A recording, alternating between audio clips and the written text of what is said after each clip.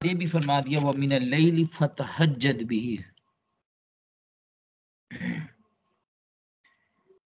व मिनल लैली फतहज्जद बिही नाफिलतन लक।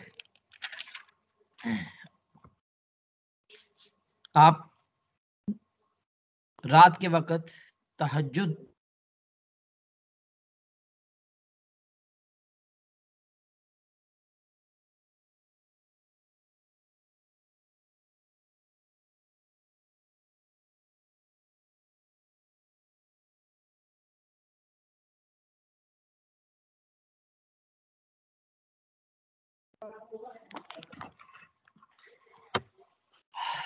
तहज्जुद का अगर आप माना डिक्शनरी में देखें तो ये दो मुतजाद माना में इस्तेमाल होता है। तहज्जुद का माना रात को सोना भी होता है और तहज्जुद का मतलब रात को जागना भी होता है, दो मुतजाद माना के अंदर। ऐसे अरबी ज़बान के अंदर बहुत सारे अल्फाज हैं जो मुतजाद माना में इस्तेमाल होते हैं, जो एक माना में भी और इसके ऑपोजिट दूसरे माना में भी, दोनों में इस्तेमाल होते हैं। तो नमाज तहज्जुद को नमाज तहज्जुद कहते हैं इसलिए कि इसमें इंसान सोता जागता रहता है, यानी पहले सोएगा फिर जागेगा, इस वजह से इसको नमाज तहज्जुद कहा जाता है। नमाज तहज्जुद वो कौन सी नमाज है, किस वक्त होती है? नमाज तहज्जुद की तारीफ जो हसन बसरी रहमतुल्लाह अलैह ने की है वो ये कि मा कान बाद अल इशा व यहमिलु अला मा कान बाद अन नौम, कि नमाज तहज्जुद उस नमाज को कहते हैं जो इशा के बाद पढ़ी जाए, और ये भी मुमकिन है कि वो नमाज नींद के बाद पढ़ी जाए। अवामुन नास के दरमियान एक मसला मशहूर है कि अगर आप रात को सोए नहीं हैं तो तहज्जुद नहीं पढ़ सकते। ये मसला गलत मशहूर है।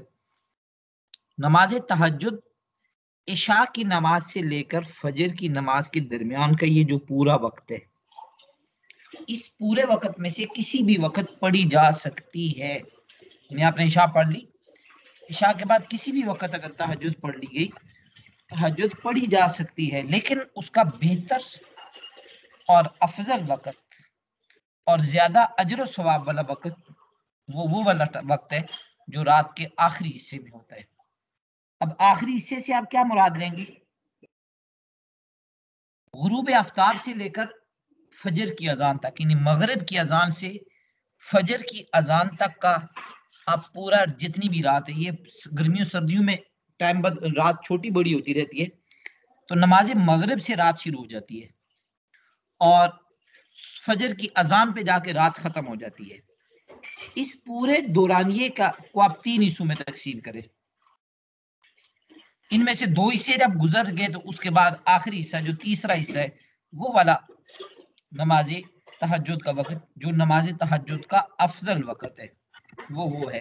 अगर किसी आदमी को इस चीज का जागने का यकीन हो और वो आदमी उठ सकता है तो उस वक्त पढ़ ले, ये ज्यादा बेहतर वक्त है।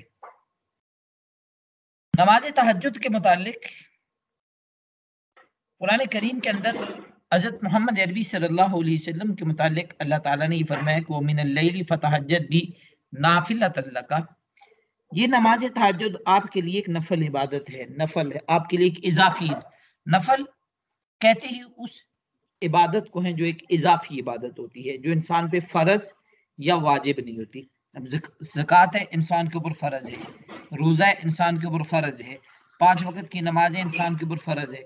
इसके अलावा जो आदमी नफली नमाजें पढ़ रहा होता है ये फर्ज नहीं है, इसलिए इनको नफल कहते हैं। वैसे सदका दे रहा है इसको नफली सदका कहते हैं क्योंकि इंसान पे फर्ज नहीं है। वैसे इंसान रोजे रख रहा है, इनको नफल इसीलिए कहते हैं कि ये फर्ज नहीं है। तो जो इबादत इंसान पे फर्ज ना हो उसको नफल इबादत कहते हैं। इस्लाम के अंदर इब्तिदा में नमाज तहज्जुद सब पे फर्ज थी, क्योंकि जब तक 5 वक्त की नमाज फर्ज नहीं हुई थी उस वक्त तक ये तहज्जुद की नमाज फर्ज थी। और उसके बाद फिर ये नमाज तहज्जुद जब 5 नमाजें फर्ज हो गई तो उसके बाद ये नमाज तहज्जुद का हुक्म मनसूख हो गया। अब नमाज तहज्जुद का हुक्म मनसूख होने की सूरत में उम्मत के ऊपर अब ये नमाज तहज्जुद लाजिम और ज़रूरी नहीं रही। क्या ये हुजूर सल्लल्लाहु अलैहि वसल्लम पे भी लाजिम है या नहीं? इसके बारे में मुफस्सिरीन के दो कौल हैं। बाज़ हज़रात ये फरमाते हैं कि हुजूर सल्लल्लाहु अलैहि वसल्लम के ऊपर भी ये नमाज तहज्जुद लाजिम थी, और बाज़ मुफस्सिरीन का ये कहना है कि हुजूर सल्लल्लाहु अलैहि वसल्लम के ऊपर नमाज तहज्जुद फ़र्ज नहीं थी। जिस तरह उम्मत के ऊपर नफल इबादत थी, इसी तरीके से हुजूर सल्लल्लाहु अलैहि वसल्लम के ऊपर भी नफल ही इबादत है। नमाज तहज्जुद के लिए लफ्ज़ इस्तेमाल होता है नफली इबादत, यानी नफल, नमाज तहज्जुद नफल है। फ़र्ज नमाजों के बाद जो इंसान पे फ़र्ज और वाजिब नमाजें हैं, रोज़ाना 5 नमाजें जो फ़र्ज हैं, नमाज वितर वाजिब है, इसी तरीके से ईद की नमाजें मर्दों के ऊपर वाजिब है। इन नमाजों के बाद जो नमाज सबसे ज़्यादा अफजल और सबसे ज़्यादा अजर में बढ़ी हुई है, वो नमाज तहज्जुद है। बाज़ हज़रात ने इस नमाज तहज्जुद को नमाज बजाय नफल के सुन्नत या सुन्नत मुअक्कदा के दर्जे के अंदर लिया है, लेकिन सही कौल ये है कि नमाज तहज्जुद नफली इबादत है, सुन्नत मुअक्कदा नहीं है। नमाज तहज्जुद की रकातें कितनी हैं? नमाज तहज्जुद की कुल रकातें कितनी हैं? हज़रत आयशा रज़ी अल्लाह तआला अन्हा से मनक़ूल है कि हुज़ूर अकरम सल्लल्लाहु अलैहि वसल्लम रमज़ान में भी और रमज़ान के अलावा भी इशा के बाद रात को 11 रकात पढ़ा करते थे। रमज़ान में भी और रमज़ान के अलावा भी इशा की नमाज के बाद फजर तक के दरमियान में 11 रकात पढ़ते थे। वो 11 रकात क्या थी?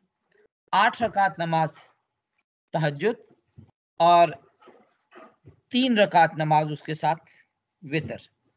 बाज़ रवायात में यूं आता है कि हुजूर अकरम सल्लल्लाहु अलैहि वसल्लम, हज़रत आयशा ही से मनक़ूल है, वो ये फरमाती हैं कि हुजूर सल्लल्लाहु अलैहि वसल्लम नमाज इशा और नमाज फजर के दरमियान कुल 13 रकात पढ़ते थे। बाद में 11 का जिक्र है, बाद में 13 का जिक्र है।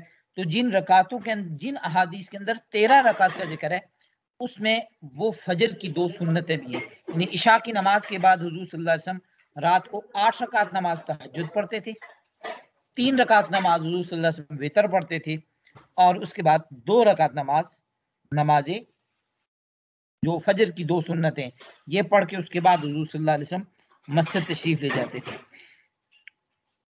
ये हुजूर अकरम सल्लल्लाहु अलैहि वसल्लम का आम मामूल था।